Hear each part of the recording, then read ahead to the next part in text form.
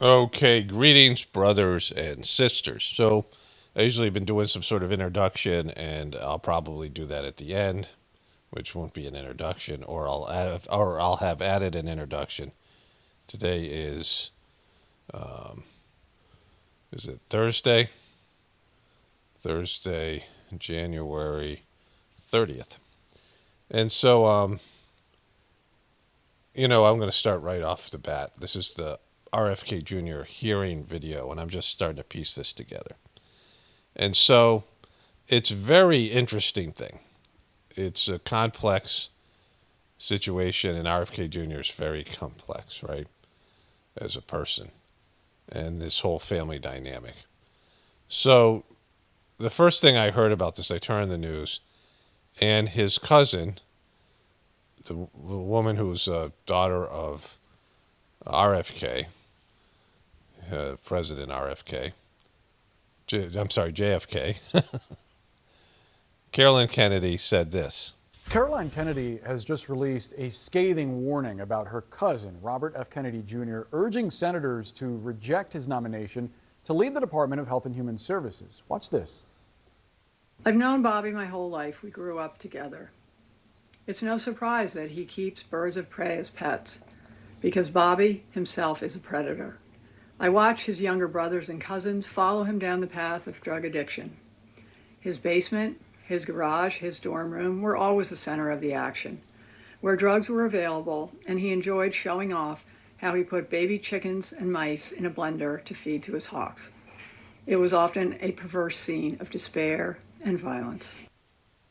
Let's bring back. Okay, so I turned on the news yesterday morning or whatever it was that I turned on the news for this, and they were talking about how any other year, any other administration, that would be the death knell to Bobby Kennedy's his appointment. Like this woman coming out, Carolyn Kennedy, famous person, and saying these things about him, right?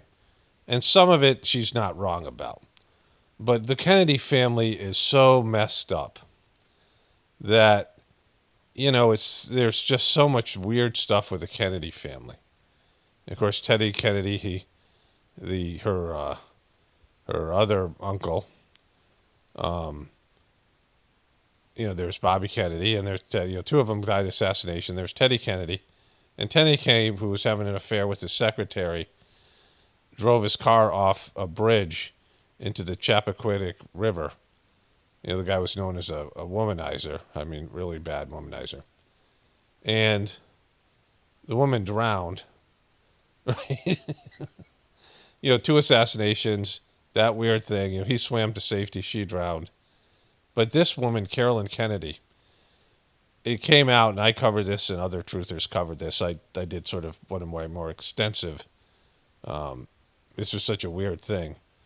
But Neil Diamond has that song, Sweet Caroline, that was featured in a movie called Beautiful Girls or Beautiful Women or something like that, which was supposed to be some sort of a comedy.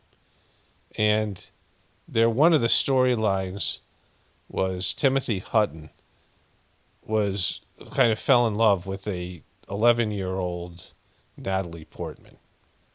And they had this kind of flirtatious relationship.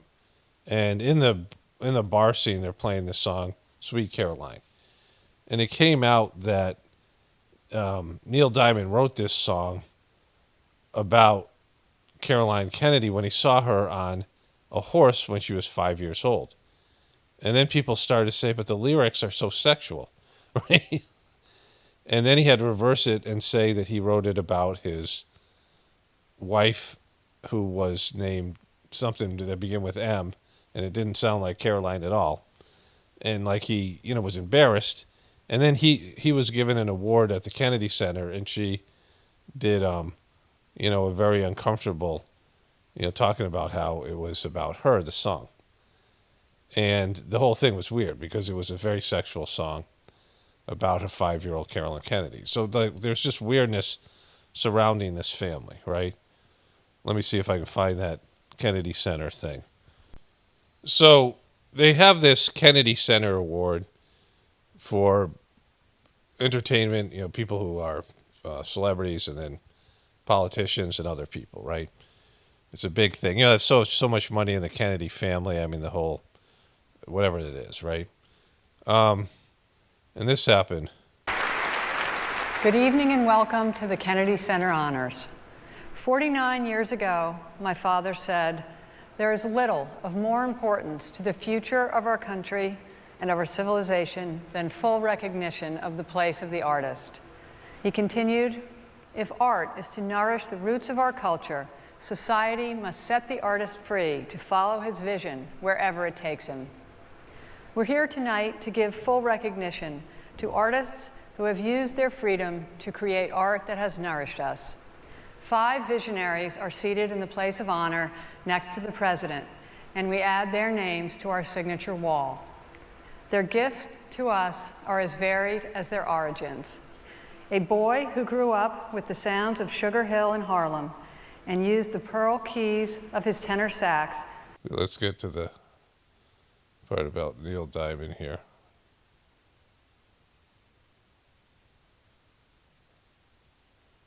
It's right here. This is the Neil Diamond part. Me. Oh, here. Let's go back. And humanity within the American songbook. A Brooklyn lad with a gift for melody who grew into a solitary man, reaching out, touching me, touching you. And so those are lyrics. Now he's not happy because that song was about her, and she was 5 years old when he wrote that. So, I mean, the Sweet Caroline song that he came up with, he saw a picture of her on the cover of Life magazine as a 5-year-old on a horse. And so, and it goes to Meryl Streep. And so, that's weird, right? And she kind of knows, she's kind of acknowledging it's weird there, but they're giving him an award.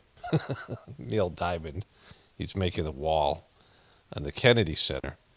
And there's lots. Let's get into this. Her father here. Okay, so some of you guys remember that I covered this and YouTube censored it. But there's a guy named Lem Billings. Apparently there's a book about it called Jack and Lem. They are 2 buddies. Here they are here. Here they are here. Here they are here. They've got a lot more pictures about them now. And Lem Billings was openly gay man. There they are together there, being very flirtatious. There they are there, going on some sort of a date here. And here they are here, doing this kind of thing. And so Jack and Lem have a book here, and they have various whatever. Here they are wearing matching swim trunks. Now, I made this video long before. Now there's a lot of videos about this, but when I put it out, I don't know how I had this information. Maybe my wife told me about it. Someone else made a video about it.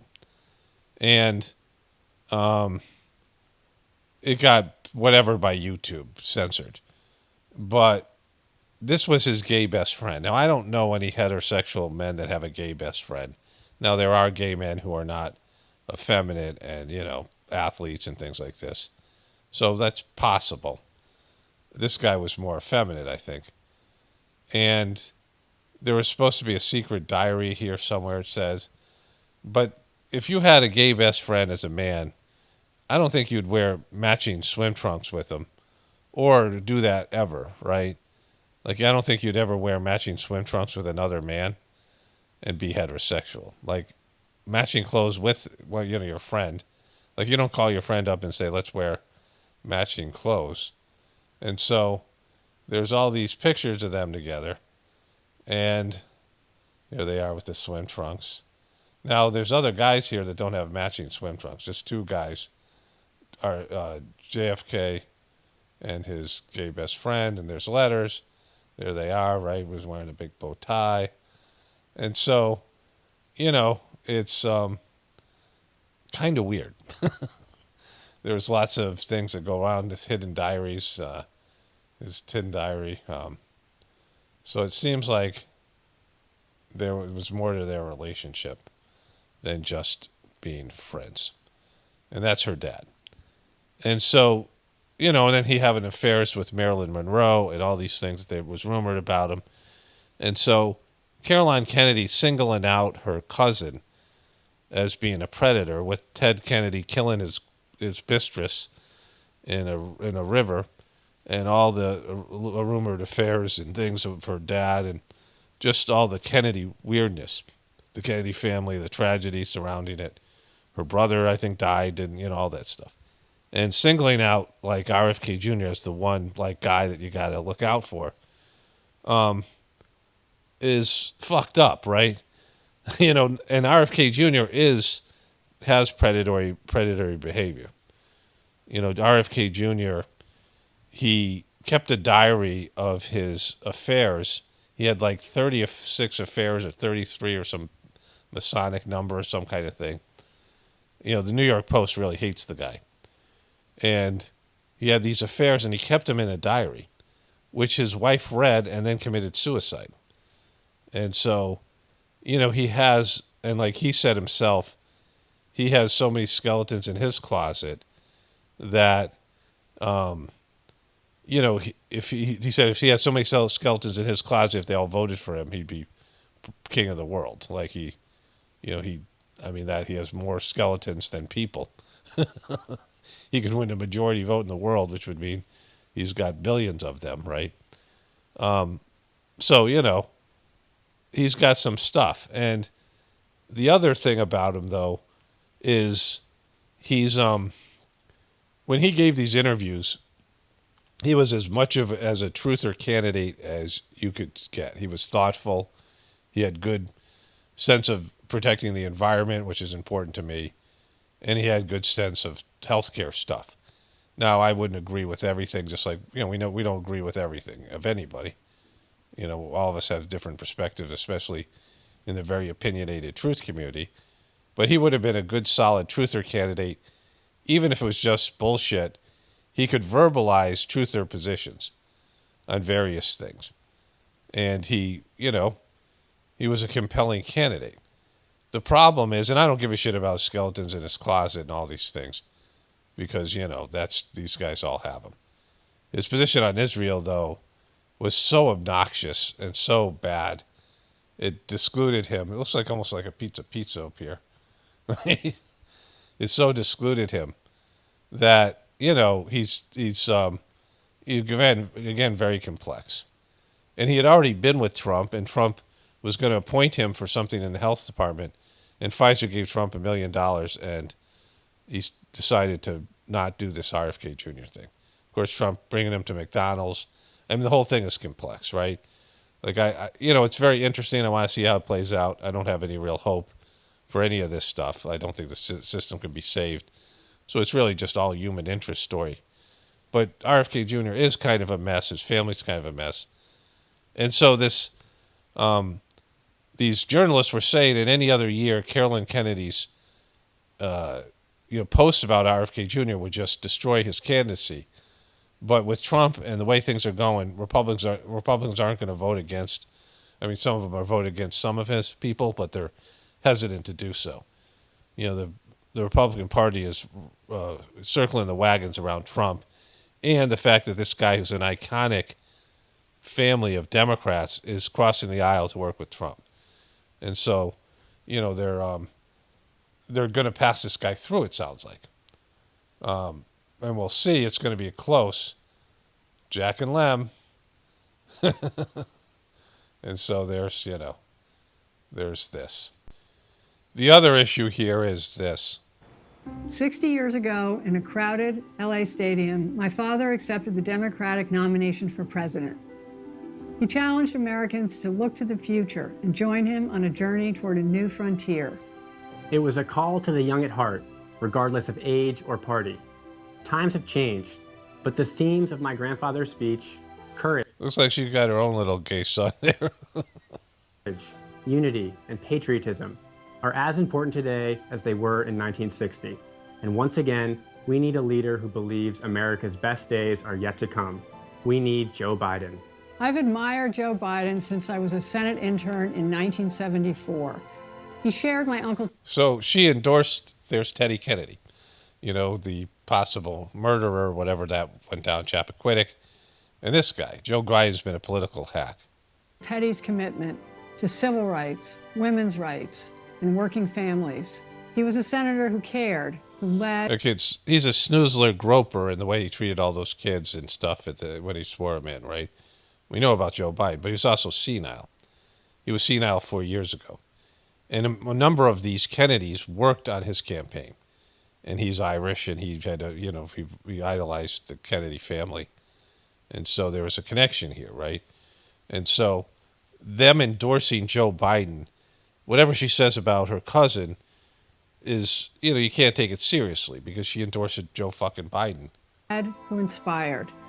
That's why I helped choose him to be Barack Obama's running mate in 2008. When I was U.S. ambassador to Japan, I got to see Vice President Biden in action. He stepped off Air Force Two wearing his aviator glasses and a big smile, radiating American optimism and generosity. Okay, so what about Hunter, his son? What about all the, we don't have to slam Biden. So, it's so fucked up, this thing, right? This is so complex. So then there was this, remember? The race for president. Tonight, more than a dozen members of the Kennedy family have now endorsed President Biden, speaking out publicly today about their own brother, RFK Jr., who is running for president. They are concerned that their brother could take votes from Joe Biden with the Kennedy name in this very close election. RFK Jr. maintains he's no spoiler. Here's Mary. So some of these people are his brothers and sisters. They're cousins. Remember this weird-looking guy back here? All of them are weird. They're so weird-looking, the Kennedys, right? Versus Joe Biden for president. The Kennedys worried. They all have these weird voices and things and just, it's just a fucked up family. It's a really fucked up family. And there's so much fucked up things around the Kennedy family. And so it's a very compelling story for all those reasons. There was Joe Kennedy who died. I saw this movie when I was younger, as a kid. Joe Kennedy, Forgotten Kennedy, and he volunteered for some kind of, he was already out of the military, like World War II or some shit. Korea War, I don't know. Maybe World War II, I think. Must have been World War II. And he was a young guy, and he was a fighter pilot, and he flew some desperate mission that he had a bomb that he was going to drop, and it was supposed to be remote control. And somebody hit the button, and it blew up in the middle of the ocean. And he was the dad's favorite son, and he was the guy his dad thought was going to be president. So they have all this tragedy. It's a fucked up thing, right? So let's start here, though. I want to go through various other things with this. I saw another thing I want to get to on the news, which is so effed up. I'll do that next. And then there are some other ones that might be worth watching here. But this is where he talks about his drug addiction. Mr. Kennedy, welcome to you and your family, and congratulations. I appreciate Senator Grassley raising the issue of the Office of Refugee Resettlement within the auspices of Health and Human Services. I think this may surprise people, but that's actually the responsibility of HHS, the Office of Resettlement Relocation. Under the previous administration, as Senator Grassley alluded, there were roughly 500,000 children, unaccompanied minors, that were placed with sponsors in the interior of the United States. The previous administration took the position that it was not the federal government's responsibility once these children were placed with these sponsors. But the New York Times, in a series of investigative stories, pointed out that tens of thousands of these children, when they tried to follow up and find out how they were doing, whether they were going to school, whether they were being trafficked or abused, there was no answer, and they took the position it was not their responsibility. So I look forward to working with you to find those children and to make sure that they're not. We're going to find the children. Not being abused. Millions of Americans are experiencing mild. Okay, so let's get this over here where he talks about this here. And to work with us on in order to implement. Yes, Senator, let me just reassure you that President Trump has personally spoken to me about locating those 300,000 children who disappeared over the last 4 years. Jesus Christ, how do you lose 300,000 children?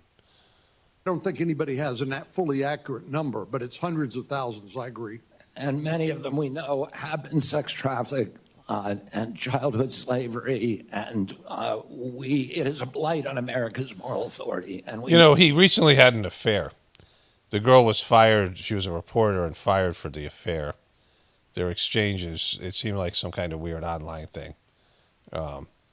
And his wife has to, he's such a broken, desperate person. I mean, the voice is hard. The Kennedy voice, and he's got a specific condition. It's hard to, I haven't listened to him for a while. Like I said, he has compelling truther type of, storylines and narratives, and he's good at articulating them. He did really well in these various interviews, right? He came off really great in terms of being a legitimate, semi-truther candidate, right? Not the kind of truther we would want, but the kind of truther that could get possibly elected. But he's so desperate. There's a desperation to him, like a neediness. We need to find those kids. In terms of addiction services and substance abuse services, this is a priority for me. It was a priority for me when I was running for president during my campaign. I was a heroin addict for 14 years. I've been 42 years in recovery. That does shit to you, right? Heroin's a very powerful drug. And he had access to it. He had money. And so he used to do heroin, which is one of the worst addictions. And he had other addictions. He had sexual addiction, and he had all these. He's addictive personality. And so he's got some kind of hole in his internal world. Like I think they all do, the family. There's a neediness there and just, something missing, like a desperation. And he has it, which is not a good thing to have. I mean, I don't give a shit about this. I hope he gets confirmed because I want to see what happens. And maybe he'll do some good things. It's not enough to save anything. There's no saving this system. But it'd be interesting, right? But, there's a desperation here. Like, how do you beat your heroin addict, which is great, you're recovered, but also the womanizing. Like, these used to be things that would make you not electable. These are scandals, right? He's a former heroin addict, and then he had multiple affairs. His wife committed suicide. And a recent affair on his campaign, he's 70 years old, right? With some young reporter. And so there's a desperation. There's some kind of hole or void in the system. And these kind of stories used to be enough that you would just be out, like he'd be canceled. Like this was legitimately something that would cancel the guy. But not now. Like you can't get canceled. Like you can and you can't. It's weird. The people who do get canceled when someone like this can't, it's like he's uncancelable.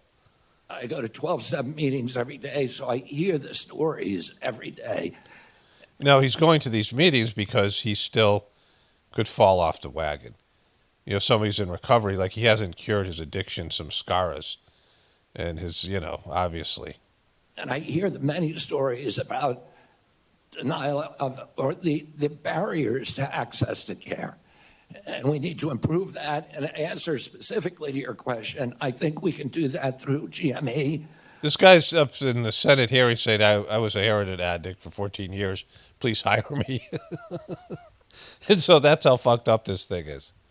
Okay, so I caught the tail end of something about him having conflict of interest, which is so rich. Let me just check here for a second, see if there's a better version of it before I use the one I got on my phone.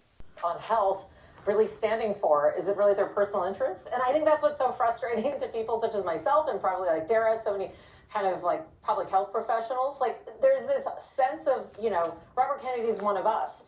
But when you look at kind of how he's made his money, what he's making his money on, he's not one of us. He's not leading with the science because he's cashing in on that very skepticism.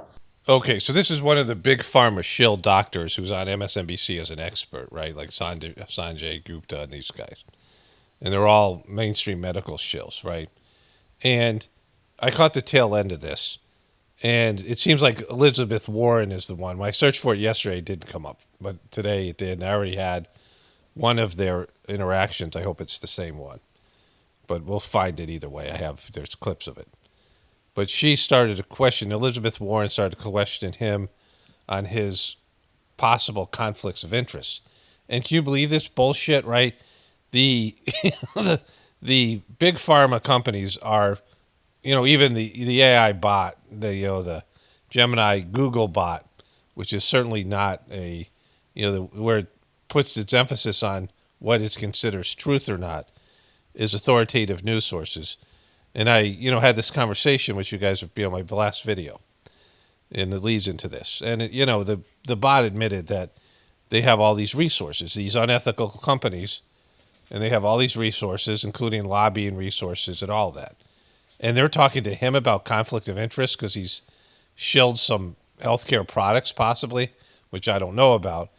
But they're saying that he's made money off of these, skepticism of the medical community and going with some alternative medicines, I don't know what he's selling, but they have the fucking balls to say he's the one with the conflict of interest when Big Pharma owns all these politicians and media companies. They fucking own them, right? Like they're pushing for Ozempic for everyone.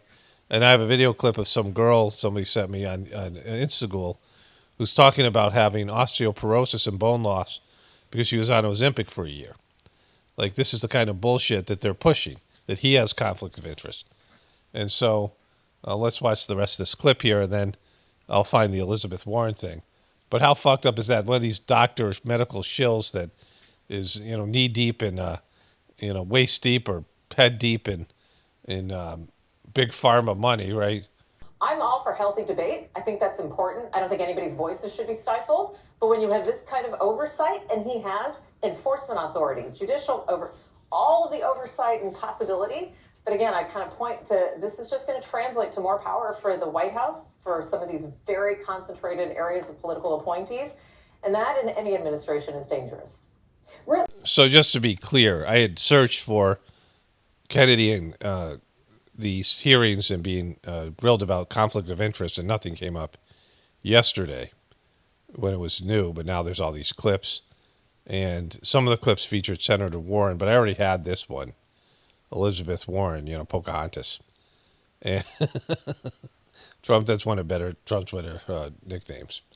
And, they think they have more than one go at the guy. So I don't know if this is the one, but let's listen to this one, and if this isn't it, I'll find the other one.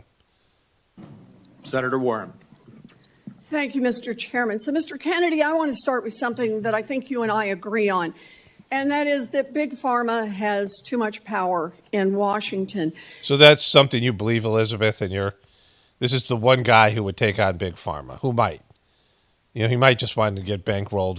We don't know what his deal is, right? But he's the only real nominee that you've had in the past 50 years that potentially would take on Big Pharma, right? And you're going to be a bitch about this, right?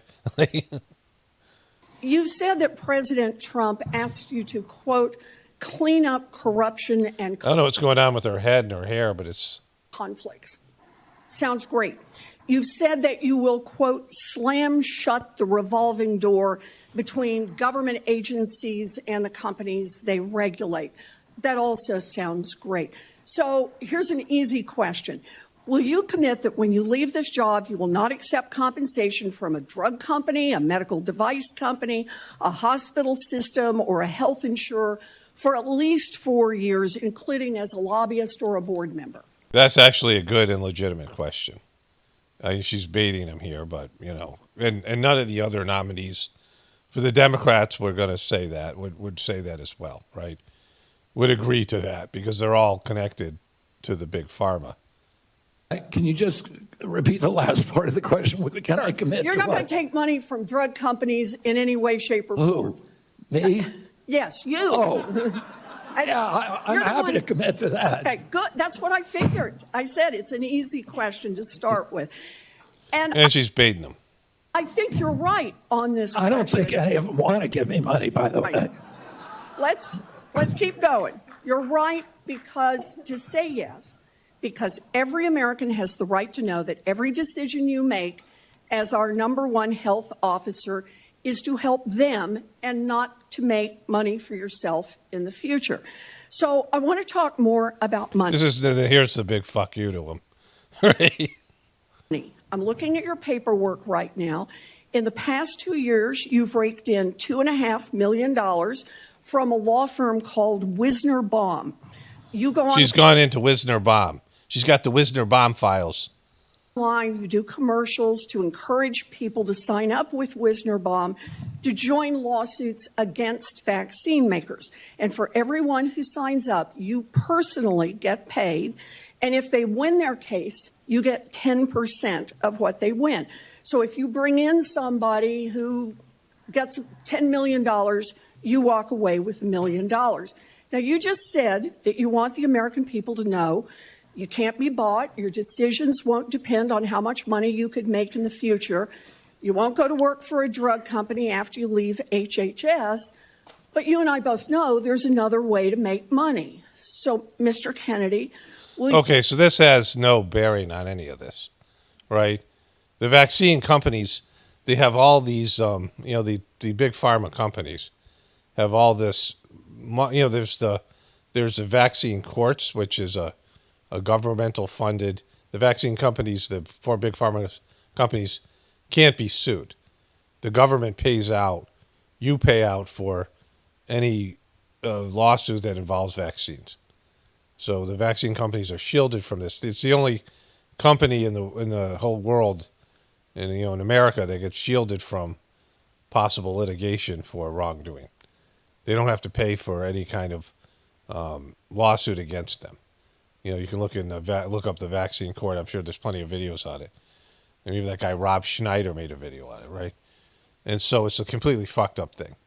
And for her to go down this path when she says she's into big pharma, the guy is pushing for people to sue these companies, which is a good thing. Because there's side effects, whatever they are, all these big pharma companies. And for her to do that, it's a real piece of shit move on her part. For someone to say she's against big pharma's power. Will you also agree that you won't take any compensation from any lawsuits against drug companies while you are secretary and for 4 years afterwards? Well, I'll certainly commit to that while I'm secretary. But I do want to clarify something because you're making me sound like a shill. You're making me sound like a shill. I put together that case. I did the Science Day presentation to the judge on that case to get it into court. Mr. The Daubert Kennedy, hearing. Mr. Kennedy. Okay, so what he's saying here is that he put his resources into going after the drug companies for something specific, and that he was a part of the law team, and so the law firm that was suing, he was working with them, and he expected to be compensated as a lawyer, which is a big difference from what she said, right? And now she's going to get all Elizabeth Warren on him. It's just a really simple question. Yeah, You've taken in $2.5 million. I want to know if you will commit right now that not only will you not go to work for drug companies, you won't go to work suing the drug companies and taking your rake out of that while you're secretary and for 4 years after. It's just... I'll commit to not taking any fees from drug companies while I'm secretary. No. I'm asking about fees from suing drug companies. Will you agree not to do that? You're asking me to not sue drug companies, no, and I'm not going to agree to that, Senator. Senator. Drug companies as much as you want. I'm not going to agree to not sue drug companies or anybody. So let's do a quick count here of how, as Secretary of HHS... So she was someone who says that she's against big pharma's power. And you got somebody who potentially, probably won't, but potentially could go after big pharma and change things. And we'll see what happens, right? I think he's going to get confirmed. I didn't think that at first, but it just seems like the Republicans are all in line, and this is something that needs to happen for whatever reason. But if he doesn't get confirmed, then this is this will be it. And then we'll see what he does, right? But for someone who's supposed to be a liberal Democrat against big pharma, because there's plenty of liberals. You know, the healthcare industry and this alternative health has mostly been for liberals. Like if you go to Whole Foods, who are like 80% of the customers, right? If you looked online, who buys supplements and who buys herbal tinctures and things like that, and uses alternative, chiropractors, and it's mostly Democrats, right? More so than Republicans. So yeah, I mean, I just looked it up, and it's very obvious. And there's an article from Washington Post about how young, rich, and liberal are more likely to use eat organic foods and use alternative healthcare, and women are more likely, liberal women, but women in general. And organic farmers are more likely to be Republican because most farmers are Republican. And also, it's better for you to vote for Republicans because they protect the farmers more, right? But in all this, Democrats and liberals, it's one of the good things that they've done was to create organic foods, health foods and things like this, and bring in other forms of medicine. The allopathic medicine was much more of a Republican thing. So this is such a bizarre stance to take by both sides, right? That all of a sudden the Republicans are the ones fighting for alternative health care and these, going against Big Pharma and all the rest of it. I mean, Joe Biden, bragged about his forcing Big Pharma not to overcharge people for their crappy medicines. And so, so this is it's so upside down, right? You get confirmed, you could influence every one of those lawsuits. Well, let me start the list. You could publish your anti-vaccine conspiracies, but this time on U.S. government letterhead, something a jury might be impressed. Conspiracies, right? Well, you said you're against Big Pharma, but you're supposed to be a liberal. And you don't have any problem with any of the stuff with the... You could appoint people I don't to the understand CDC vaccine panel who share your anti-vax views and let them do your dirty work. You could tell the CDC vaccine panel to remove a particular... Remember when she started off with this question where they agree with something? Try to bait him into this, and now she's lecturing him on all his stuff. These are horrible people. I mean, she's a shill. Like, she's obviously gets money from Big Pharma. Like, she might say she's against it. She got a lot of money from banks. She was supposed to be the, talk tough to Wall Street, and she got a lot of money from banks. And, so her whole thing was about the economy. She was like an economics professor, and she was going to be for the people. And she was this liberal person, right? She ran on Bernie Sanders' platform. Like, she took the same liberal platform as Bernie Sanders, socialist stuff. And yet she's sticking up for Big Pharma here, right?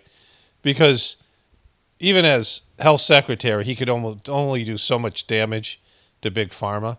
They're going to push this Ozempic thing. I'll show you that next, the girl talking about this. But they're going to push this Ozempic thing, right? And that could bankrupt the American system, according to those Kelly and Casey Means. If all the people on Medicare, Medicaid get Ozempic and they want to put young kids on it, and then they'll be completely messed up health-wise. It's a forever drug. And the company is the 9th leading company in the world economically because they're waiting this windfall profits that they're going to receive. A company that, wherever it's from, in Europe, Norway or something, they don't even push their shit on their own people, right? The American people are the cash cow for all this crap that the Europeans won't use. Most of these big pharma companies are coming out of Europe, and they use their, they push all their shit on us. And the European healthcare systems, country by country, are against their shit, right? And they don't use it the same amount. But Americans get injected and pilled and all this shit. Vaccine from the vaccine schedule. You could remove vaccines from special compensation programs, which would open up manufacturers to mass torts. You could make more injuries eligible for compensation, even if there is no causal evidence. You could change vaccine court processes to make it easier to bring junk lawsuits. Wait a minute. So you said you're against Big Pharma? It's just a name only. because that is the worst thing ever, that they can't be sued. So the vaccine courts is something they should just get rid of, right? Everyone should agree with that. You could turn over FDA data to your friends at the law firm, and they could use it however it benefited them. You could change vaccine labeling. You could change vaccine information rules. You could change which claims are compensated in the vaccine injury compensation program. Which is governmental. You're paying out for that because these drug companies don't have to pay, right? It's a fucked up thing. Like, imagine if you could shill for anything, sue for anything, put out anything for your company, and the government would have to pay compensation if it went south. So you'd have no reason to not put bad things in whatever it is, right? The threat of suit would make you be more diligent because you'd be worried about being sued, right? About all these things. And they've removed that. There's a lot of ways that you can influence those future lawsuits and pending lawsuits while you are Secretary of HHS, and I'm asking you to commit right now that you will not take a financial stake in every one of those lawsuits so that what you do as Secretary will also benefit you financially down the line. Looks like she did the move here with her hand. Watch.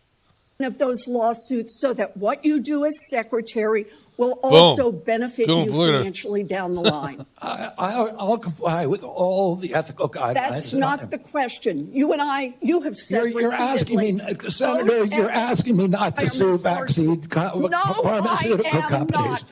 Yeah, you are. That's exactly what you're doing.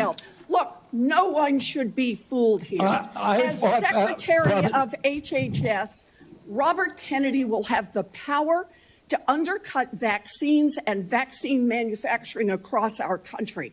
And for all of his... Jesus, she's really going in full shill here.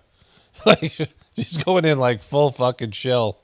Talk about follow the science and his promise that he won't interfere with those of us who want to vaccinate his kids. The bottom line is the same. Kennedy can kill off access to vaccines and make millions of dollars while he does it. He's got a conflict of interest. He's a conflict of interest guy. He's going to, instead of, where he can make millions of dollars? If he was a shill for Big Pharma. They have the money and they're willing to fucking pay for it. And they've bought all these people, right? And so, they have all these shills.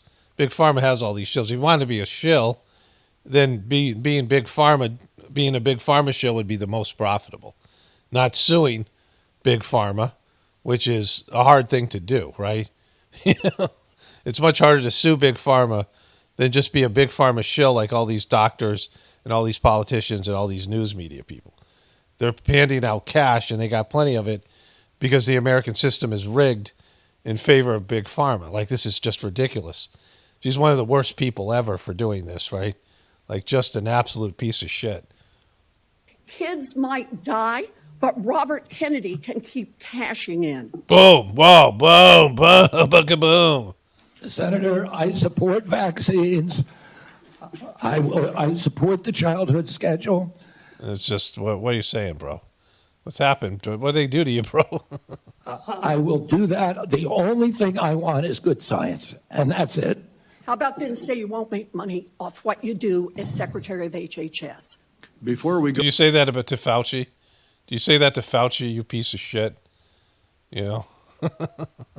So here's Elizabeth Warren, how much money she's received in donations.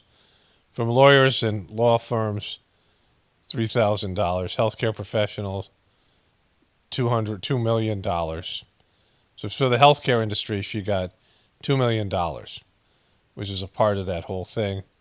Hospital nursing homes, she got $1,600,000.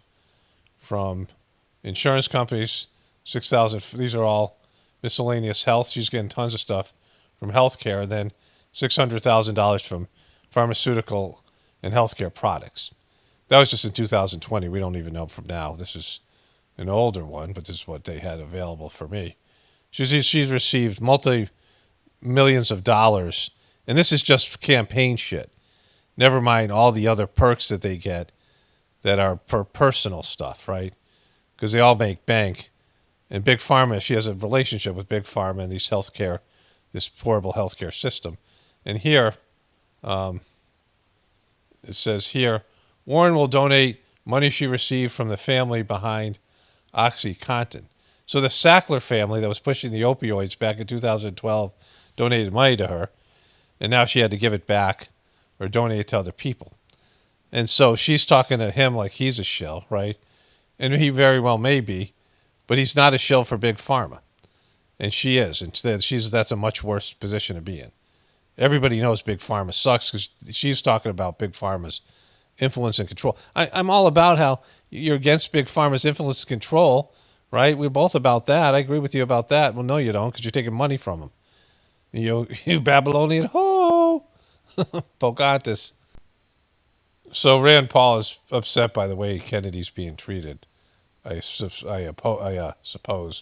I haven't seen this yet. Senator Rand Paul of Kentucky. Senator, long time no see. It's so good to see you in your. Thanks for Is that having is that a heated vest that you're wearing? I just Well, want to ask it is that. winter. It is winter. I mean, and I've just come in from killing deer for my dinner. And skinned okay. venison, and Got it. being the great hunter that I am. Perfect. I was just wondering. Just checking. Senator. This is so weird. I don't know if you caught some of the out of hearing hyperbole today about RFK Jr., but does he have a chance of convincing any of the Democrats who scolded him today? You know, I had hoped so, but you know what's so disappointing is RFK spent probably 30 years of his life cleaning up the Hudson River. It's a big deal. I mean, he should be part of his memory and his biography is for having been a great environmentalist. And He's actually done good environmental things as a lawyer. He has done things that have benefited all. And the environment is key, because I've said this before. You know, most people are just, in general, are miserable. And the richer you are, the more miserable you are in various ways. Lonely and miserable, people hoard things. And we're gobbling up resources and turning them into pollutants for not even enjoying it, right? I mean, we have this system and we're all part of this system. You know, it sounds like I'm judgmental to people, but my position is that we're all culpable for this nightmare we've collectively created, and we're all part of it. As human beings, we're all a part of this fucking bad demonic system, and we're all contributing one way or another. You know, some people are worse than others, sure. It's always going to be that way, but we're all part of it. And, just being honest about what it is. Like, the lies are the first thing you have to go. Because if you're honest that we're an evil empire, and then you're like, well, am I really that? Are there things I could give up that are hurting future generations of not only people, but animals and everything on this planet? Because, we don't get to suck up all the resources. I'm going to show you something either today or tomorrow about this guy from Alaska, the governor, talking about Trump. And Trump is anti-environment, like he's pro-business. And he doesn't care about the environment, like he's made his position clear. And so, but this guy has done great things in the environment. He has. Like, there are laws, he's passed lawsuits that he's won that has positively affected the environment. And to me, that's my number one thing, because we're going to leave a toxic mess to future versions of ourselves, and also, in terms of future lives and things, but also in terms of kids and children, grandchildren and humans and whatever, and animals. It's just how bad it's going to be. Like, it's going to be bad. We just don't know how bad. And he's at least helped with that, right? Legitimately, you could say that that's something he's done. Not one of them complimented him on that. Not one of them gave him a break for spending a lot of his career doing that. Instead, it was sort of, we know the science. Well, not one of them has a degree in science. They've got like public education or public policy. Not one of them is a scientist. And yet they want to say he's not following the science, when all he's asked for really is transparency. He just wants the science to show the facts, but we should have it without the presupposition of the conclusion. And that's been the problem with science. It sounds like he's going to get all the Republican votes, and that's all he needs. And maybe a few people will, like, Susan Collins and some of these people. But it's going to be tight. But if he gets through, we'll see what happens. Like, I'll be interested in it, and whatever. If he turns around, wants to make bank off of big pharma, and he's that kind of guy, then he'll do that, right? But him making bank off of, like, I thought that he was shilling for supplements or something, but Elizabeth Warren saying that he's making a lot of money by suing big pharma, like that's the money's in being a friend of big pharma. If you're a friend of big pharma, and him particularly, if he came out and he shilled for big pharma like Fauci, he would make total bank, right? Science in recent years is they start with a conclusion, then they look for facts to match the conclusion, and it hasn't been objective. Well, Senator, Bernie Sanders asked RFK Jr. a question that we hear a lot from progressives. I guess he couldn't come up with a new one. Watch. Healthcare a human right? Is healthcare a human right? In the way that... So Elizabeth Warren and Bernie Sanders are two of the most liberal socialist people. And, I don't know what they use personally for their health care, but they should be aware of some of these narratives and the environmental stuff, right? Free speech is a human right. Yeah. I would say it's different because with free speech doesn't cost anybody anything, but in healthcare, if you smoke cigarettes for 20 years and you get cancer, What are your thoughts on his answer there? Well, I've had this debate with Bernie before. We've been debating this for 10 years. And I try to explain to Bernie there's a difference between a right and an obligation. As a Christian, I have an obligation to help my fellow man and to provide health care. As a physician, I have an obligation through the Hippocratic Oath and also through my use of the hospital. The hospital asked me to treat people for free in the ER in exchange for the privilege of being a doctor at that hospital. But those are obligations. But a right implies that someone can knock on my door and say, hey, I want free cataract surgery because I have a right to health care. No one really has a right to someone else's service. And he doesn't quite understand this, and they misinterpret it to mean that we're somehow mean or selfish. No, I've traveled the world helping people and removing... It's just fucking stupid, right? This is fucking stupid shit. All right. I don't know if there's anything else worth covering here.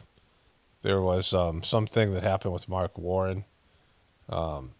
Maybe there was some Morning Joe stuff I could see here. Let me see what's else available. I haven't searched this stuff out this morning. Okay, so this girl, I didn't know this yesterday. Somebody sent me an Instagram video. And Instagram videos, you can't control the volume, which is the most fucked up thing. It's the worst video player out there. And oftentimes it's just so loud. And so I have to either just get the video, copy the video and then put it on my channel and then do commentary, which is way worse for me.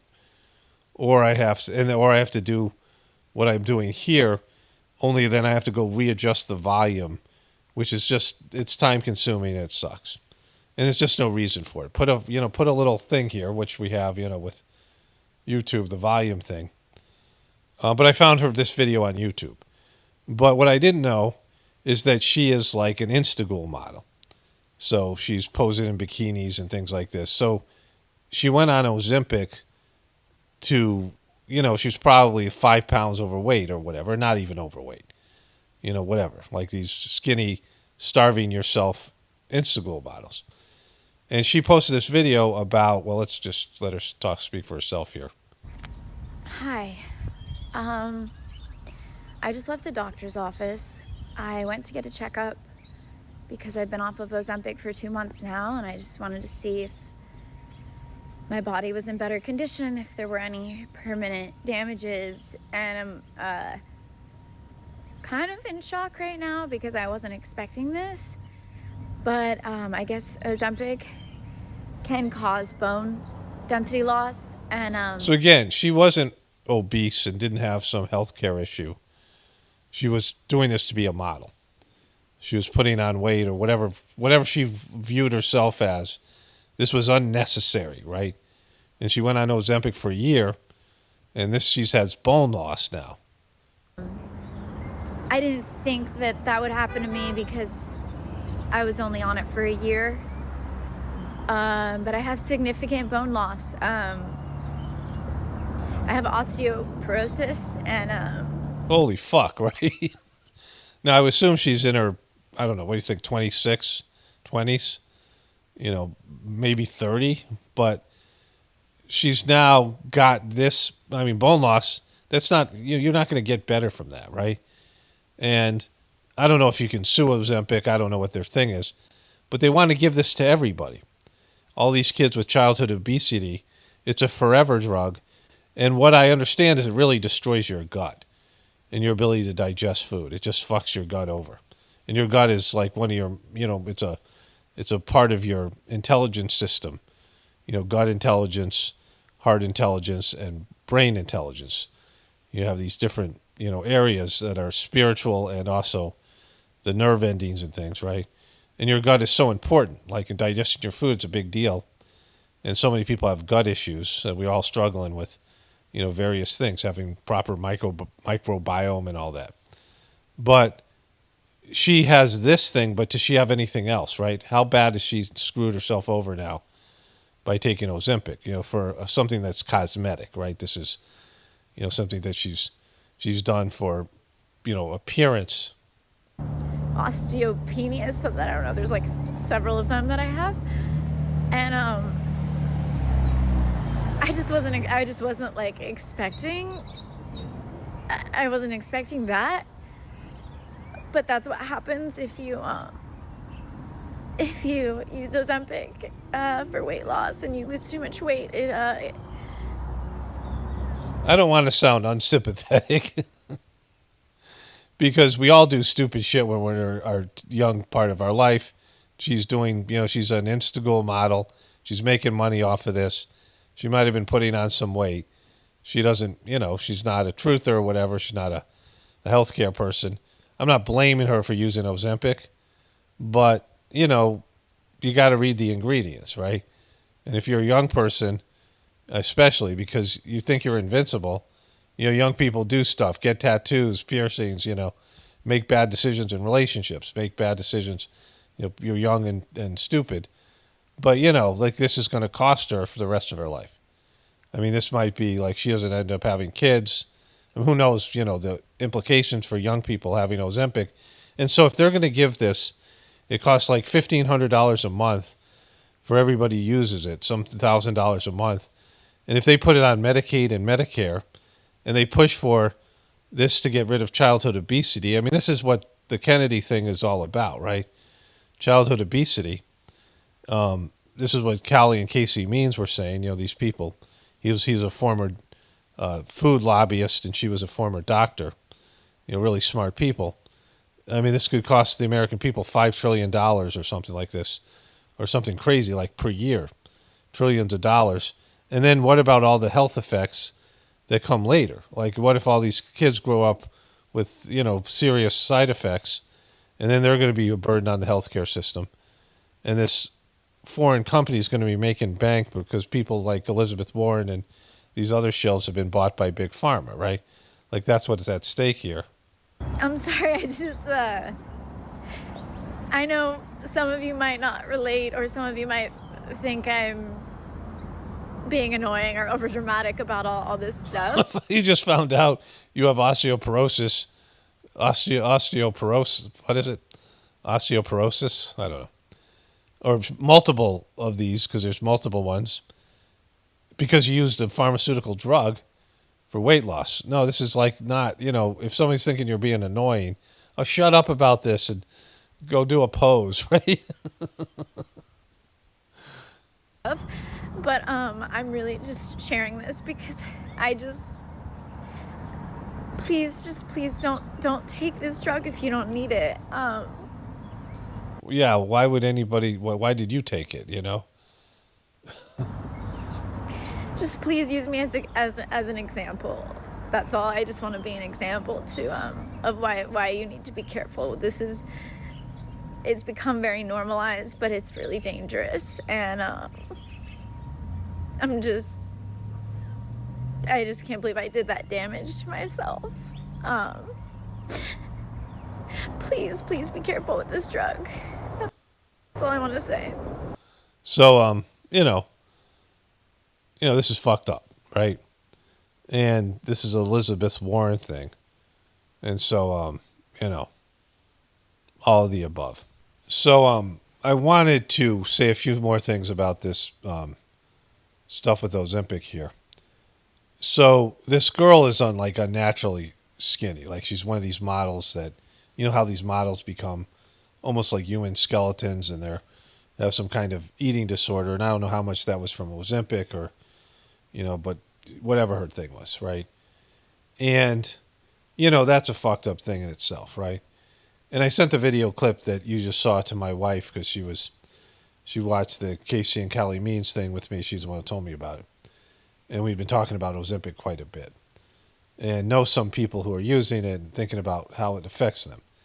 And I was saying to her, because I just remembered when we were talking, that, one of the things I looked into, I saw a video by Dr. Berg and some of these other things I looked into, about the gallbladder and, your digestive tract and how through vitamin D and other things, you process supplements, minerals and vitamins and things like this, right? And so, one of the things that happens when you get older, your gut just rots out and your system sucks. And you're eating food, but you're no longer processing, your body isn't working correctly. And you're no longer processing those nutrients. And then you have things like osteoporosis and bone loss and other things. Like my wife said, yeah, when women are pregnant, for example, that they lose like calcium and nutrients, they're going into the baby and they lose things like teeth and, stuff like that, right? There's other, issues with their physical body, right? Even some bone loss and things, right? Because you don't have the nutrients. Like when you don't have enough nutrients in your system. And so that's what's most likely happened to this girl, that she, the Ozempic was not allowing her to process nutrients correctly because it fucks up your gut or whatever some of these side effects are. So here it says this: the use of Ozempic may contribute to sudden weight loss, which may cause a decrease in muscle mass, low bone density, and poor metabolic rate.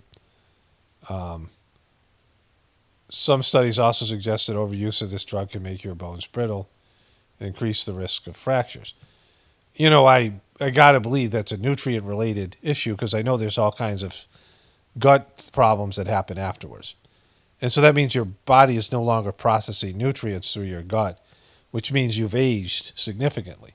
It's like turning you to an old person, because you can take many supplements as you want, and they don't get brought into your system, right? They don't get processed, and so you're not really absorbing all the nutrients and all the vitamins and minerals and things from the supplements or your food or the rest of it, right? And so vitamin D plays a role in that. There's these other things. But, this could really, think about the implications here if this is what's happening to people. Because bone loss from a drug, like how your side effect is bone loss. It probably happens to everybody to some extent. Loss of muscle mass and bone mass, and then the weight loss and all these things that go with it. The lack of it's like starving your body. It's causing your body to form a starvation, right? So I searched this here. Does malnutrition cause bone loss? Yes, malnutrition can cause weak bones. Malnutrition can lead to bone loss, which can increase the risk of fractures. So it says here, reducing bone density, a lack of calcium, a lack of vitamin D, and other nutrients can diminish bone density. And so malnutrition can reduce the amount of bone mass, which can cause bones more susceptible to fractures. And so malnutrition can lead to loss of muscle, which can weaken bones. So all these things, right? So there's a malnutrition going on. That's what I would assume is the, again, without being a scientist in any of these things, this is just my understanding how the body works. And, fuck, right? Like, this is a bad thing. Let's move on to the next thing, though. Look, no one should be fooled here. As Secretary of HHS, Robert Kennedy will have the power to undercut vaccines and vaccine. Here we saw this stuff here. Here. but Robert Kennedy can keep cashing in. Boom. Today, Robert F. Kennedy Jr. had his first confirmation hearing. Tomorrow, he's got another one, but he's not alone. This is gearing up to be a very big week for determining whether or not Donald Trump's cabinet gets confirmed. Tomorrow, we're looking at two other hearings that are likely to be contentious. Tulsi Gabbard for Director of National Intelligence and Kash Patel for Director of the FBI. Senator Elizabeth Warren, Democrat of Massachusetts, is on the Finance Committee that held today's hearing. She joins me now. Senator. Okay, so why don't you ask her about donations she got from Big Pharma? You're a fucking journalist, right? Velshi. Why don't you ask her? Because RFK Jr. is a piece of shit various ways. Like, we've already discussed this, his family, all this stuff. Fucked up family, and we're a fucked up country. But she has gotten money from Big Pharma, which is, I mean, she's supposed to be a liberal against big corporations. She's made bank just in terms of campaign donations. Never mind in terms of any personal profit she's made. Remember her husband like slapped her on the ass. Remember that, right?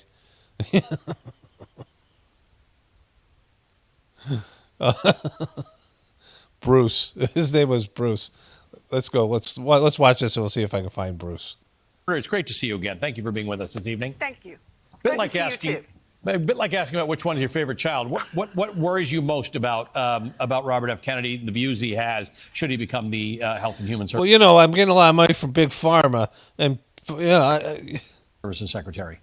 It's right where the little clip was that you did. To understand this, if he's put in charge of Health and Human Services, he has a whole toolbox of ways that he very quietly can undermine vaccines and vaccine manufacturers, and he can get rich doing it. Okay, so what a horrible person!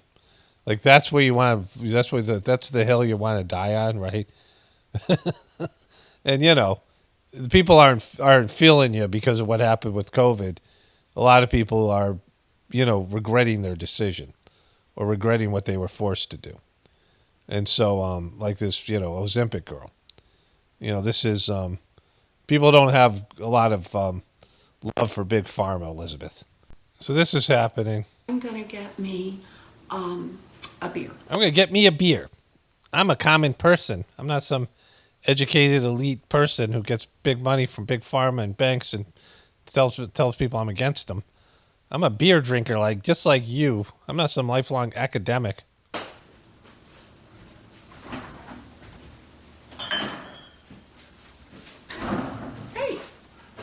My husband Bruce is now in here. You want a beer? Want a beer? I got some beers. Let's have a beer. Let's have some beers on Instagram Live. No, I'll pass on the beer for now. You sure? Come over and say hello. Yeah, because we don't drink that shit. Yes. So this is my sweetie. Hello. And I'm crazy. I love you. And so I don't know if that's doctored, but that's Bruce slapped that ass, Bruce. And so that was just so cringe. Okay, so there's not really much more to cover because, RFK Jr. isn't a good guy just because these guys are against him, right? Like that's the mistake people make with Trump. Oh, the people that we consider evil are against you, so you must be good, right? Like that's what people misinterpret with Trump, right? But, it does say something about, again, there is always left-right cover, and we'll see what RFK Jr. does if he gets confirmed, and it's just going to be whatever it is.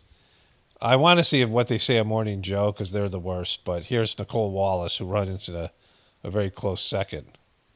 If you want to move from advocacy to public responsibility, Americans are going to need to hear a clear and trustworthy recantation of what you have said on vaccinations, including a promise from you never to say vaccines aren't medically safe when they... Look at that. I'm really upset. I'm getting money from these guys. fact are, frankly, you frighten people. Okay. Yeah. Hi again, everybody. It's 5 o'clock in New York. Quite a display on Capitol Hill today as Donald Trump's choice to be the top health official in the United States of America, Robert F. Kennedy Jr., appeared in the first of his 2 Senate confirmation hearings to lead the Department of Health and Human Services. Kennedy has... At some point, he was talking about how we have too many abortions in America. 2 billion abortions a year. So that's part of the thing. You know, I mean, he's on the right side of some of these things, right? At least in terms of what he says. Stoked dangerous conspiracy theories on a range of health issues over decades, including spreading lies and skepticism about vaccines, especially the COVID vaccine. He has linked school shootings to antidepressants. He wants to take fluoride out of our water supply. I mean, like, these are the things that they're pushing against here. And, you know, we'll see what he does. And he wants to remove restrictions on raw milk. On the eve of his hearing... Oh, my God, raw milk? That's crazy. I have some raw milk that's, you know, that's just for animals. I buy it from these people. It's, you know, it's supposed to be just for animals, right? But we had raw milk for years, my family and I. Milk cows for like 6-7 years. And then now we buy raw milk. We don't drink as much milk, but my kids were young. And we were vegetarian. It was a big deal. But my God, right? That's what you're... Hearings, his cousin Caroline Kennedy sent a scathing letter to the United States Senate saying her cousin is unqualified to serve as HHS secretary, even calling him a, quote, predator. Predator. Today, RFK Jr. backtracked on his controversial past statements, his appearance essentially amounting to trying to pull a fast one on Congress. He started... Fast one on Congress. Look at this, like, frickin' ghoul here, right? I mean, what, like, just kind of witchy, you know? Stop denying his anti-vax like her nose is going to fall off or some shit. Positions, saying he is, quote, pro-safety and for good science. He confused the government health programs, Medicare and Medicaid, and he flip-flopped on his previously stated comments on women's reproductive health. At one point, throwing the future of the abortion pill, mifepristone, into question. Watch. We can't have abortion pills. I mean, we can't get rid of the abortion pill. President Trump has made it clear to me that one of the things he is not taking a position yet on mifepristone, a detailed position, but he's made it clear to me that he wants me to look at safety issues, and I'll ask NIH and FDA to do that. Democratic Senator Maggie Hassan of New Hampshire dug in on some of Kennedy's flip-flops. Have clearly stated in the past that bodily autonomy is one of your core values. The question is, do you stand for that value or not? When was it that you decided to sell out the values you've had your whole life in order to be given power by President Trump? Well, that's silly because the things he's saying was things he was saying before he was connected to Trump, right? He went on all these interviews saying all these things. And so it's silly to say they're selling it out for power for Trump. Like you could say he's flip-flopped. You know, just silly. It's this whole thing silly. Senator, I agree with President Trump that every abortion is a tragedy, that we can't be a moral authority in this country. Right, but that isn't what you said back in New Hampshire in 2023. My question is exactly when did you decide to sell out your life's work and values to get this position? Senator, I agree with President Trump that every abortion is a tragedy. So what you're telling us, just to be clear, because my time is limited, is that regardless of what you believe, regardless of what values you have, if... Okay, so there's this here. Around when Kamala Harris didn't take his call. Now... Wait. Oh. I think the date is sometime around when Kamala Harris didn't take his call. Oh, wow, you zinger. He said he called both of them. You know, just because he wanted to open things up to see who was going to use some of his platform. And Kamala Harris didn't, and she's sitting at home. Right? She's sitting at home, you smug fuck, right? Where's Kamala Harris now? Will she take his call now? Is she looking for a job, right? Maybe at the Department of Health? Now, when it comes to the role of our country's HHS secretary, that person oversees 13 different agencies, and they impact every single American. These conspiracies and about faces have real life and death consequences. Here's a remarkable exchange where Senator Michael Bennet had a lightning round of questions for this nominee. Did you say that COVID-19 was a genetically engineered bioweapon that targets black and white people but spared Ashkenazi Jews and Chinese people? I didn't say it was deliberately targeted. I just quoted an NIH-funded and NIH published study. Did you say that it targets black and white people but spared Ashkenazi Jews? I quoted a study, Your Honor. I quoted an NIH study that showed that. I'll take that as Your Honor. Yes, I have to move on, I have to move on. Did you say that Lyme disease is hot? Okay, so we get the idea here. There's something I want to see here, right here. Deliver basic health care and basic mental You're so outraged. It might cut off your big pharma money. care to them. It's like you're a paid shill for big pharma. Too important for the games that you're playing, Mr. Kennedy. Wow. Wow. That's where we start the hour with some of our favorite experts and friends. Former White House COVID-19 response coordinator under President Joe Biden and the dean at Brown University School of Public Health, Dr. Ashish Shah, is back. Plus, president of Reproductive Freedom for All, Mini Timiraju's here. Also joining us, MSNBC political analyst Tim Miller, former RNC spokesman, now host of the Bulwark podcast. And lucky for us, Basil Smikle is still here. Four shills. There are a lot of things that we just hold up a mirror to and say, ta-da, Trump won, and here's what's happening.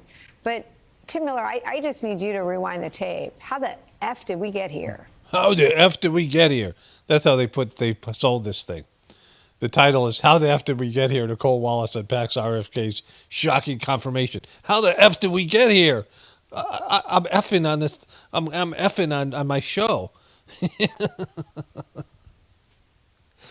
Like, it's pathetic. Like, I mean, this is already, these things, the Trump win, again, they're not like they were the first Trump win, where they were like, how can this be?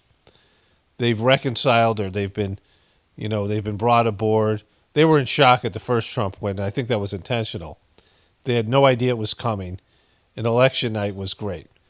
All these ways, all that stuff. But, this time I think they're just accepting Trump as part of the club, the beast, whatever. This is supposed to happen. And that, we're gonna get it in 4 years or whatever they've been told. But they are still doing this stuff. They're still shilling for the big pharma, and they're still shilling for, all these evil things, and making it sound like that's where America's at. And America isn't at that place, right? At least for now. Okay, so I only have two things left, and I think an Instagram video. I don't remember what it is. This is Trump unveils the truth about the New Jersey drones, and then I got a Tucker Carlson thing with Matt Taibbi about how Biden's pardons are so silly, which I thought was interesting. This is the new press secretary rocking the big cross there. This is really disappointing. Of the 440 journalists whose passes were wrongly revoked by the previous administration. We're also opening up this briefing room to new media voices who produce news-related content and whose outlet is not already represented by one of the seats in this room. We welcome independent journalists, podcasters, social media influencers, and content creators to apply for credentials to cover.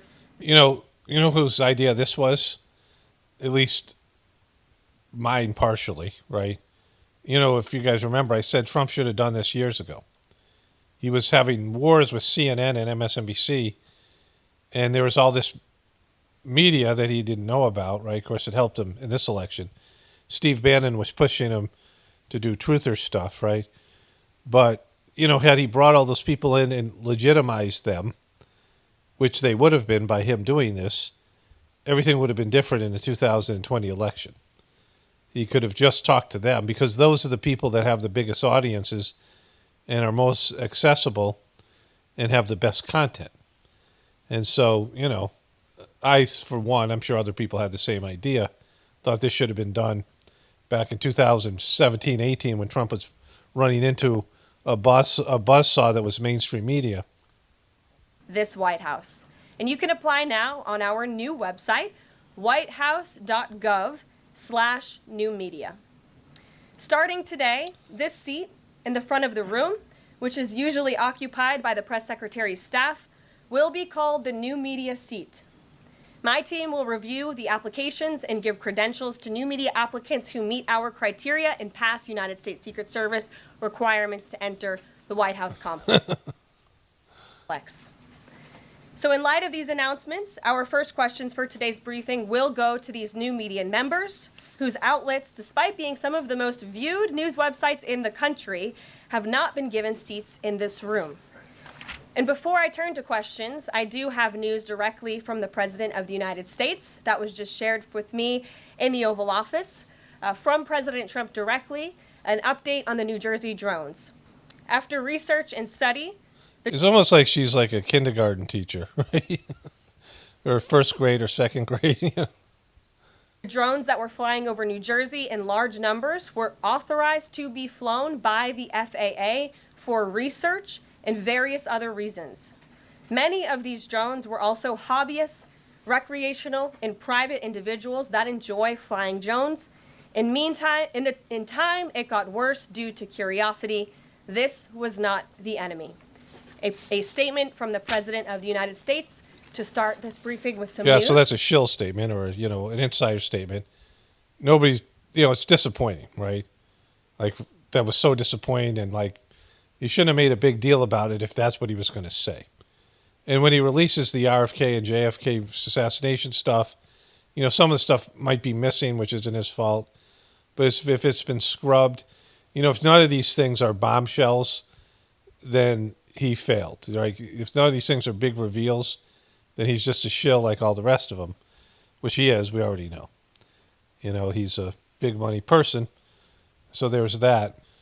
Okay, so I don't know what Tucker Carlson's policies are in using some of his clips. And so I'm just going to do a short one. I don't know if I've done this before. This is a very interesting point here by Matt Taibbi. The appearance of moral incrimination just by its fact, right?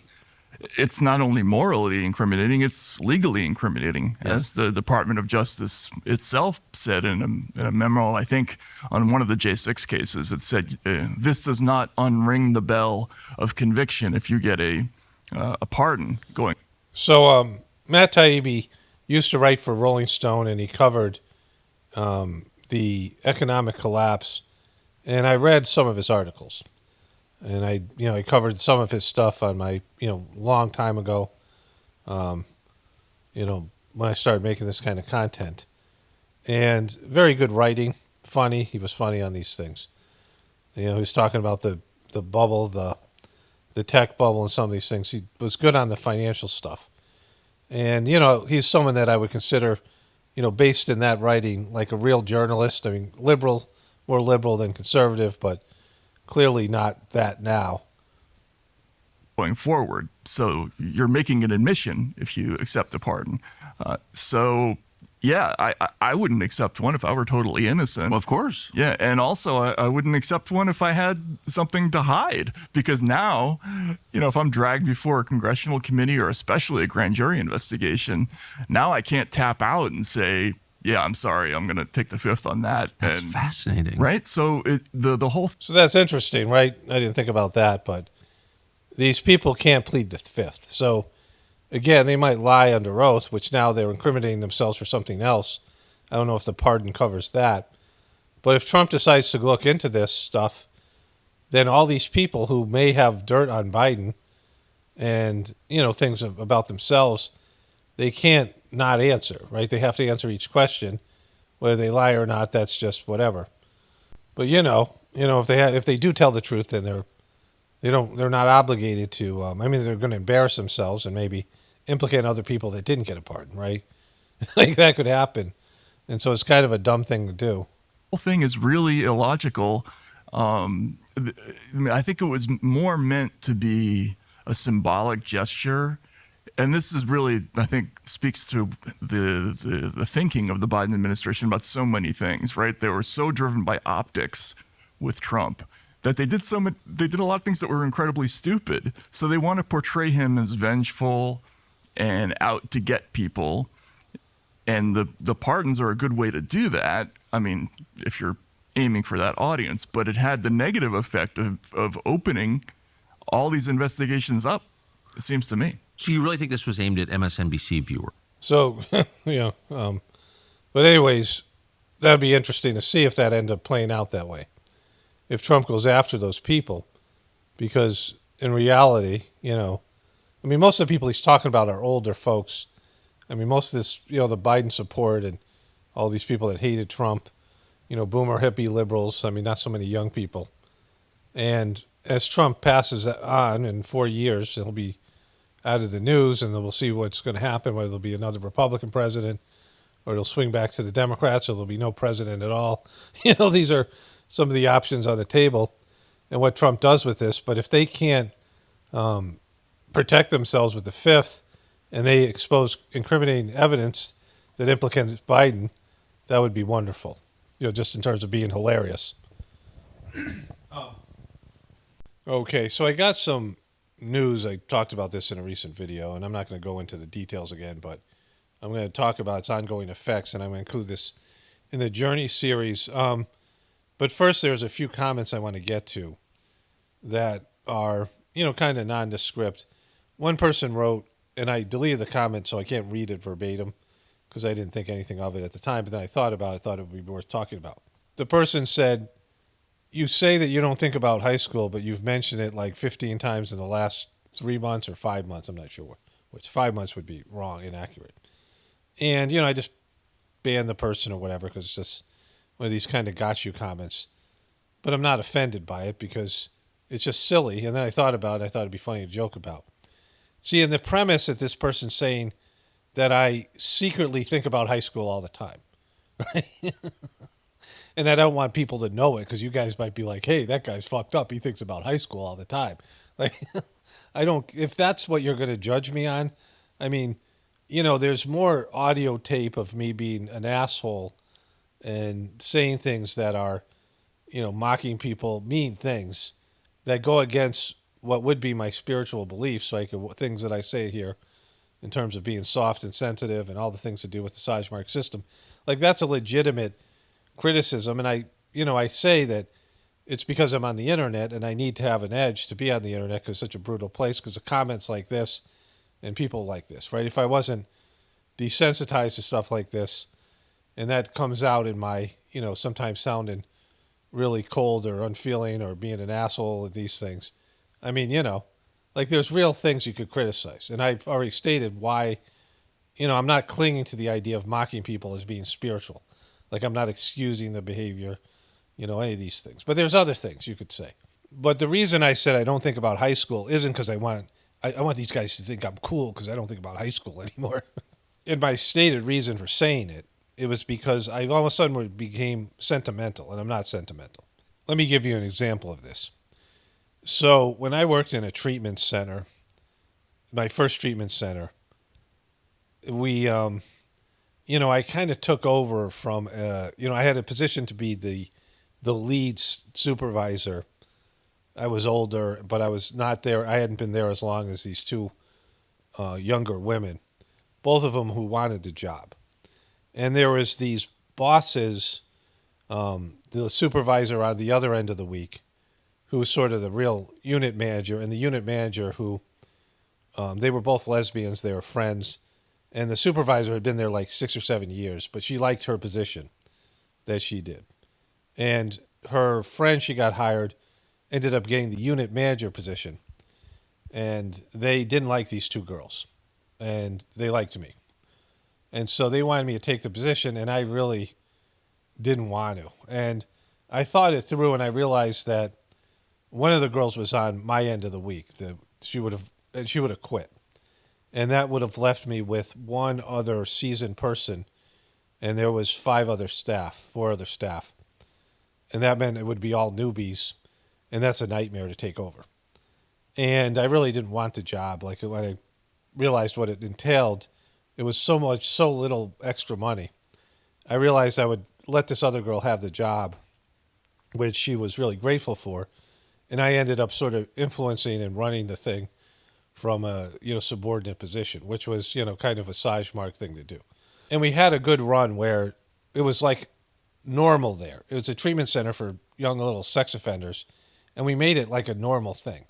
We were having cookouts, and we were running the kids and playing sports. And I thought of the game Ultimate Frisbee because the kids aren't supposed to have any physical contact because they're little sex offenders, right? They're kids who've acted out sexually. So you couldn't play most sports. And it was always weird because they knew that they weren't supposed to have physical contact, and you really can't play some of these sports without it. But Ultimate Frisbee you can, and pretty much every kid can learn to catch a Frisbee and throw it. And so it was a game that, every kid could play, and we would just run the kids. We'd play for hours. And when we did that, the kids got so tired out, which was my idea, that they wouldn't get restrained because they were too tired out. And they wouldn't be any behavioral issues because they would be exhausted. And the physical activity was good for them. So we played the Ultimate Frisbee, and it was very successful. And, I'm kind of good at that sport. Like, I don't know much about it. I barely knew the rules. But we had this purple Frisbee that we used for years.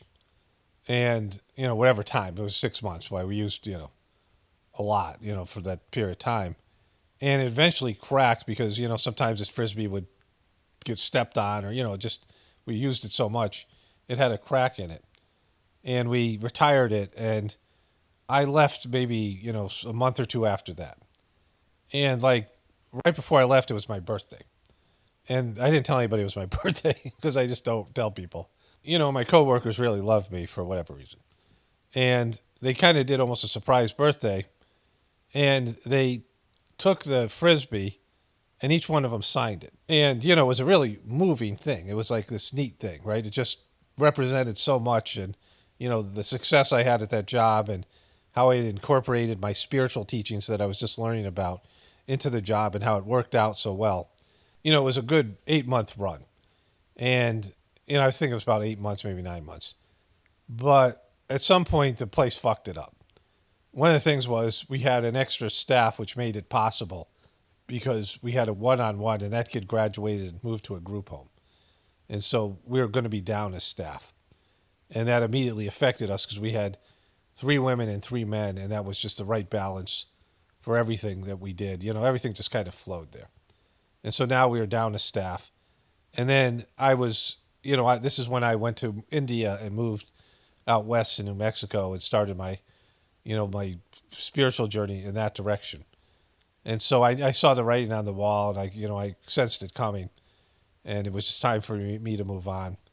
And they hired a new unit manager, and this guy was crazy. Like I was just there at the tail end, and he was this weird looking guy with, big kind of obese guy with black hair. He looked like almost like a biker, but he was just so weird. Like everyone, when I talked to some of my coworkers later on, they said he was so weird, and they were so bummed. They were so miserable, the ones that stayed, right? And so, they give me this present, and it was just moving. Like, it just was so symbolic. And I'm a hard person to buy presents for because, like, I just, whatever. Like, it's especially something like this that meant something to me. Like, it was, like, symbolic. And I kept it for a while. And then I moved, and, just had been some years. And I chucked it. You know what I mean? It just, the signatures had started to fade, whatever. And it was from a different time. And I had different stresses. It must have been when I was married. And, it just wasn't, it was a broken Frisbee, right? And it represented something symbolically of, relationships that, the relationships are the relationships, and the success was a success. And the object itself doesn't matter. And so, like, I'm not a sentimental person about that stuff like that. I don't keep things that are just, eventually, you just move on, and they're just relics of the past, right? And so the reason I said, that I'm thinking about high school is it's the thing I think of least. If you hear my stories on the Journey series and the stories I tell, there's some stories I tell that were from that time when I was in high school. like when I got the concussion and some things like that. But I don't have as many memories from there because I remember it being like almost, I don't want to call it prison, but schools and high schools are very much like prisons. They're, especially now, you go in, it's a lockdown facility. It's very regimented. You'd have very few freedoms. You have this cafeteria food. You're kind of trapped in this building. You can't leave. It's just whatever. And I just remember it being a time I was very bored. I was recovering from the concussion. I started smoking pot. And so I have very few memories from high school itself. And I had a couple of close friends that I've had a falling out with, whatever. I was supposed to go to this one guy's wedding, and I didn't. I was part of the wedding party, which is totally my fault, And it wasn't, it's just like I couldn't go. I wanted to, but I couldn't. I didn't have the ability to go. But I waited too long to tell him, and it was just, it was just me being like, just sucky. But, it was just, even with that, it was just kind of, the relationship had, it had run its course. And so I don't think about things like that, connecting with people. I have a few of my basketball friends, one of them particularly who calls me, really only one of them, and we're in contact. He listens to these videos, few of them do.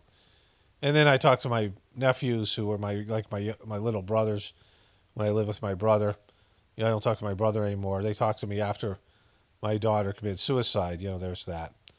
And we had talking years, and that was nice, and it was interesting catching up with them a little bit. I have random memories of things that just pop in my mind, and sometimes I share them here. Most of the time I do share them here. Especially if there's some reason, like it has to do with other stuff in the videos. But anyways, that's why I was saying that. It wasn't like I'm ashamed, I think, of high school, right? This is the way that people try to get you. And this person's admitting that they're counting the number of times I say I don't think about high school. It's like weird shit. Like that's the that's the thing to be embarrassed about. Like, you're listening to my videos and you're obviously have some kind of way that you're hostility towards me, that you want to verbalize something like as a, hurt my feelings or a gotcha statement. It's just bizarre. The people, this is what they focus on, right? You actually do think about high school, Paul, and I've caught you. My whole point was that I don't think about it, but I have thought about it in recent times. And I had this whole thing about, some of these people and seeing them and they're all old now and, all these things. I graduated high school in 1982. I mean, it's eons ago, over 40 years. I think more about my childhood. I have more memories of my childhood than any other time because it seemed like time was going so slow and things were, whatever. The other comment that I wanted to talk about. So here, it's someone talking about flat earthers. They didn't build a second dome. They're saying they used the new Amazon studios that are 360-degree LED screens that do utilize green screen tech. The new Star Wars is allegedly filmed there. Just saying, I don't have a dog in this race. Well, you do because you watched a flat earther shit, right? Somebody else talked about, let's see if I can find that comment because I don't have it here. But, first to say this, that was one of the things that they said. Like the guy who I watched covered it was sort of mocking them. That was one of the things that they said, was that it was Amazon Studios one, or they were using the one in Vegas, but that one's too small. I don't know what they said, right, about all those things.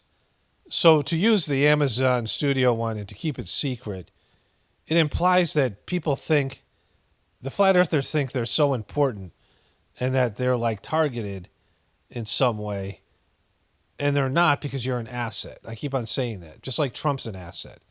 You don't even know that you're an asset. But if you look at the way that you're utilized, it's to mock people so they won't be a part of the truth community because they don't want to be associated with you flat earthers.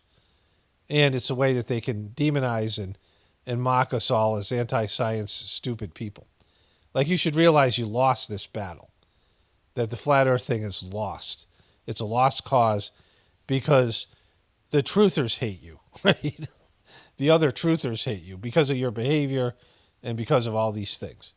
The other truthers, for the most part, can't stand you, and they would be your biggest allies. And then everyone else. So you've isolated yourselves and you feel like you're on some sort of a quest I mean, that's the problem with the flat earth movement. It's not so much about debating whether the earth is round or flat. And the other piece to this is that it's biblical. It's tied to the firmament. Somebody left a comment about that. Here, the person wrote this. Flat earthers be like, you're indoctrinated. You still believe the earth is round. You're brainwashed by school. You're globy. You globy. You're brainwashed by school, you globy. Also flat earthers, but the Bible says the firmament and is a source of proof. Bra. And so, this is what I'm talking about here. The issue is that their ties to their religious beliefs in the Old Testament, which I say is a sucky book, but you take that aside, that it's about that and not whether the earth is round or flat. It's about the debate between science and religion and all these other things. And so they're putting so much desperation into this flat earth issue. Like, if the earth ends up being fucking round, that they'll collapse psychologically. Like, they've put so much into it, that how important it is and how much they've bet on it being flat, that anytime that there's some kind of proof that shows that they're full of shit, and it's not whether it's round or not, it's just that you can prove that it's not flat fairly easy. And, like I said, they're really anti-round earthers. Most of their research, most of their videos, 99% of it's about how the earth isn't round because they don't have a working model. And so the emphasis on, what it means to them, then it means like God isn't real and the Bible isn't real and that their belief systems and all these things and their whole community, which now is so entrenched with us against the rest of the world and us against the rest of the truthers. Like somebody, called me a shill, or not a shill, but a controlled opposition. Like, thinking that I get anti-flat earth money, like people are paying me to say shit about the flat earth. Like, I do that shit for free, right? Like, I don't have to be paid to do that because, like, all the shit that I had to deal with flat earthers. And again, it's the behaviors and your desperation and all these things. So it's not, I don't give a shit about the earth and round flat debate is almost meaningless. And they think it's so important, and it's not. Because, people already know NASA lies. And people know the government lies. And so it's just a matter of whether they're lying about that or not. They lie about everything else. I mean, they lie about, not just, it's not like they lie about everything else. That everything has an angle and a part of a scheme and a deception. And so there's lies embedded in even the truths that they tell, right? And so you really can't trust anything they say. So if the earth turned out not to be round, that would just be another thing, we call you lying again. Like, you catch people lying a certain amount of times and it's like, well, you have no credibility. So the flat earth thing has no, merit. And there's no, like I said, working model. But it's the fact that it will absolutely devastate them if anything that they hear that destroys their worldview, they have to turn on those people. They have to call you a shill, and they have to come up with some fantastical explanation, like Amazon is lending out their studio, or Disney, or whatever the fuck it is, their studio, their Greenstein studio, because they have no other choice. They can never admit, oh, we're wrong. You'll never, very seldom you'll see that happen. And no matter what new data they get, they're going to have to rearrange it because admitting that they're wrong is not an option. And so that's the real problem. And admitting they're wrong is not an option. That's their whole problem. They can never admit they're wrong. And so all the other behaviors and all the other desperate things that they do to keep this worldview is impossible to deal with because of that one reality, right? So on the other hand, for me, when I'm talking about RFK Jr. or any of these things, I don't believe that the country and the economy and the system should be saved or will be saved. I don't think it should be saved. I don't think it can be saved, right? But we're all in a precarious position because we're 100% dependent on this system and we don't have a backup plan. I say this all the time. And so that's our situation. And that's, a broader understanding of sheeple, applying what I said about the flat earthers, that most people can't even imagine that our system can't and won't and shouldn't be saved. And so the thing is that when someone said, "Oh, yay, the world's coming to an end," well, it's our world, right? It's not the world itself. In fact, people are the problem. If there's a chance that the world would be destroyed, it'll be people related. At some point, the world will be destroyed just because, or it'll be uninhabitable. It'll go through different phases. But there's a point where the Earth will fall into the sun, or something happens and the Earth itself is destroyed.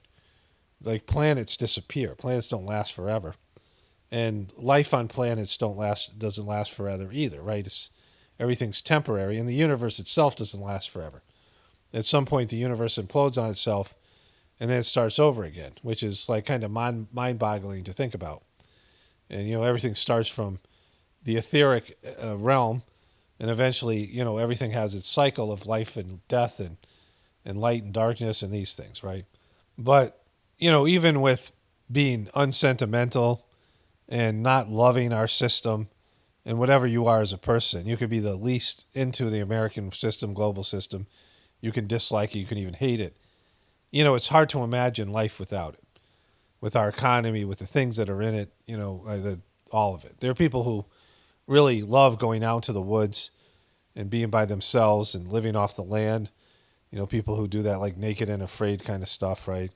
Survivalists, people who are, have these types of skills, off-gridders, people that are off the grid. But even then, having the luxury of still being able to go to Walmart if you needed to, right? And so we just can't imagine life without it, and what we'll have to do and the changes we'll have to go through. And so, having all that in terms of my perspective, like, I don't believe the system can and will and should be saved.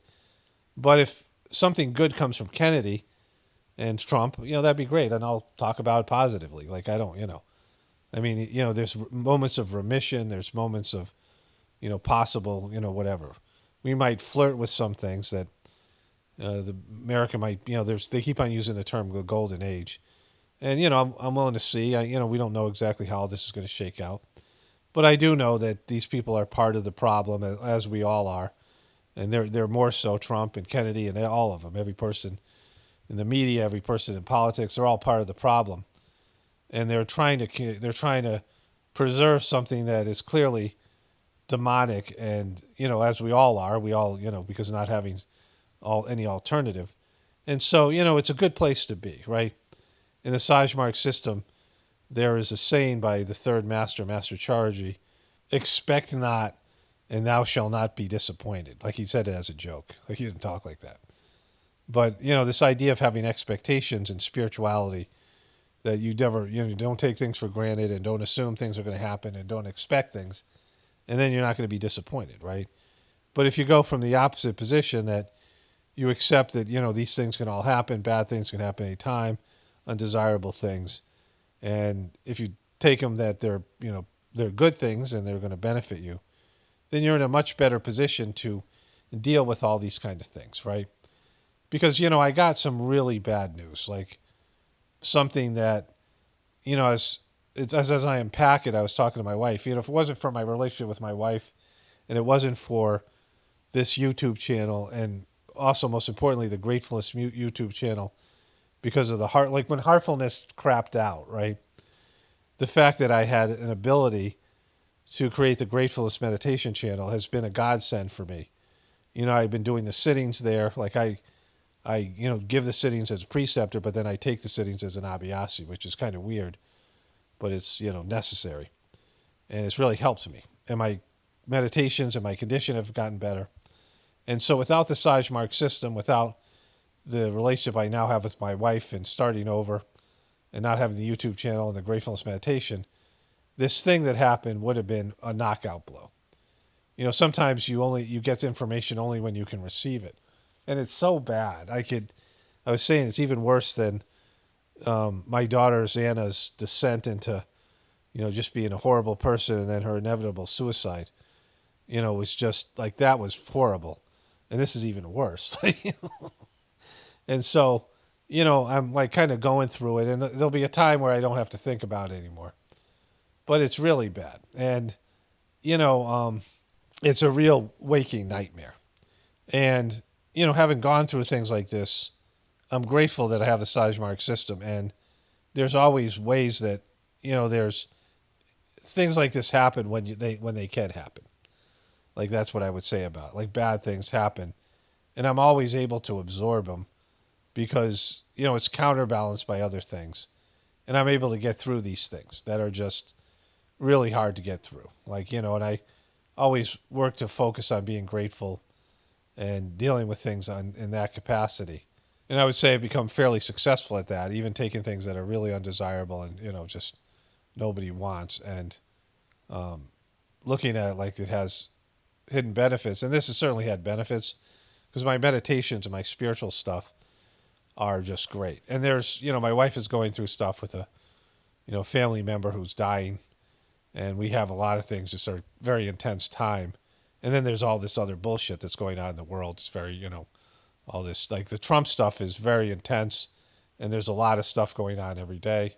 Like I saw yesterday, they're cleaning house at the Department of Defense. They fired this guy, I think General Mark Milley, which I don't know that much about. But there's stuff like that I could cover. It's big transition and changes. Trump is going through and just Trumpifying the government and doing things, taking revenge on his enemies, getting rid of people, cutting off their security clearance, kicking people out the door. Like, you don't have to go home, but you gotta get the hell out of here, right? This, it's kind of funny what he's doing, but it's very petty. It's kind of fucked up. And so there's all these things. It's a very tumultuous time. There was a plane crash in the Potomac River, and I believe that probably has something to do with the hacking things. There's a lot of, accidents now, planes. I'll talk about that, boats and trains. I'll talk about that probably in my next video.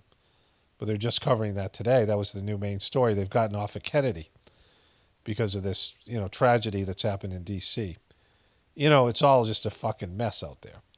And, some of this is people needing to be able to let go. And the people are going to have to let go of a lot. And, that's just what's coming around the corner. But we'll see it more and more, lifestyle and your beliefs and all these things. And so your ability to accept anything that God presents to you, it's just not clinging to something that you've made up as an artificial construct to validate your personal belief system, which is full of shit, right? I'm using flat earthers as an example, but it's, it's so much more than that. It's everybody. We all do that. Like, it's not just, they just do it in a much more obvious way, an annoying way, but we all do that. Like, there's things that we just won't accept or won't see or won't, we won't look for or whatever, because we can't handle the truth, right?